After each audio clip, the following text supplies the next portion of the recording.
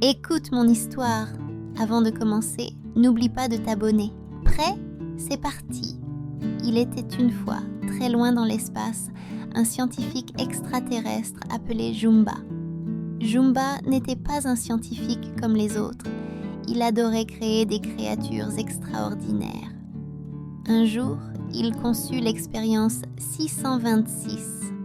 Une petite boule bleue débordante d'énergie, très espiègle, très puissante et quasiment indestructible. Cette créature n'était pas méchante, mais elle adorait tout détruire. Comme 626 était trop dangereux, le Grand Conseil Galactique décréta qu'il devait être emprisonné pour toujours. Mais 626 s'échappa. Il vola un vaisseau spatial et s'écrasa sur une planète inconnue, la Terre. Plus précisément sur une île d'Hawaï au milieu de l'océan Pacifique.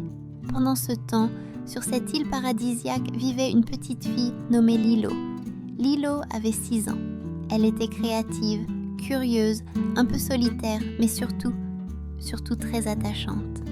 Elle vivait avec sa grande sœur Nani, car leurs parents étaient décédés dans un accident. Nani faisait tout son possible pour s'occuper de Lilo, et ce n'était pas simple tous les jours. Lilo se sentait souvent isolée car les autres enfants ne la comprenaient pas. Un jour, après une grosse dispute, Nani promit à Lilo qu'elles iraient adopter un animal pour lui tenir compagnie. Elles se rendirent dans un refuge pour chiens. C'est là que Lilo aperçut un étrange animal tout bleu, avec de grandes oreilles et un air malicieux. C'était 626. Il avait dissimulé ses bras supplémentaires et ses piquants pour passer inaperçu. Lilo tomba sous son charme immédiatement.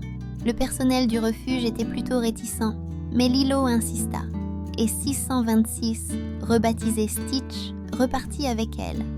Au début, Stitch était un véritable cauchemar. Il cassait les meubles, effrayait les gens, mordait les objets. Mais Lilo refusait de l'abandonner. Elle répétait toujours « Ohana signifie famille. Famille signifie que personne ne doit être abandonné ni oublié. » Petit à petit, Stitch découvrit ce qu'était une véritable famille. Il comprit que Lilo tenait à lui malgré sa différence. Il apprit à se maîtriser un peu, à jouer gentiment et même à danser comme Elvis Presley avec Lilo. Ils s'amusaient tellement tous les deux, mais les choses ne restèrent pas tranquilles bien longtemps. Jumba, le scientifique fou, fut envoyé sur Terre avec un autre extraterrestre, Plickly, pour capturer Stitch. Ils semèrent la pagaille en essayant de l'attraper. En plus, un travailleur social, Cobra Bubbles, surveillait Nani, car il doutait qu'elle puisse s'occuper de Lilo correctement. Stitch, qui ne comprenait pas bien les émotions humaines, fit encore des bêtises. À cause de lui, Nani perdit son emploi et Lilo risquait d'être séparée de sa sœur.